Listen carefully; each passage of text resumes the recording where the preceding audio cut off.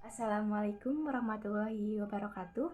Tepangkeun Imas Eni ti IPAS 2 bade macakeun sajak anu judulna Tanah Sunda karya Ajip Rosidi, Bulan Masih Nu Baheula karya Rijal Sabda. Tanah Sunda karya Ajip Rosidi. Hejo pegunungan, paul lautan. Hejo paul langit nah teu kuring. Masing di mana kuring nangtung, masing ka mana kuring lempang. Tanah lembuk tepang bumetah, angin nyiot nyiuman tarang.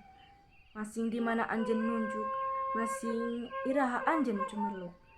Kuring mau mumpang, kuring rek datang. Neulekeun tarang, neulekeun jantung. Kuring tungtung tutupan, kuring tungtung. Tetepan tungtung bedil. Hincer dada.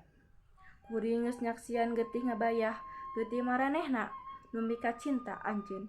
Kuring geus nyaksian panon carolong tanggah. Jasad nu ruksak alungsal dada anjeun. Hejo pagunungan, paul lautan. Taya kamersaan ngan katugenahan. Hejo pagunungan, paul lautan. Taya katentraman ngan ancaman. Bulan Masih Nu Baheula karya Rijal Sabda.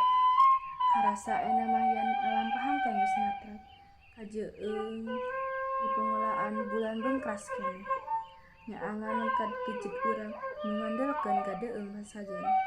Yan bulan masih nu baheula najan cahayana di cakalak katunaan. Wirahmana angger marengkan rekak urang nu estu ribul ku hareupan nu can kalakonan. Kudu sakitu nu ku abi dibacakeun. Wassalamualaikum warahmatullahi wabarakatuh.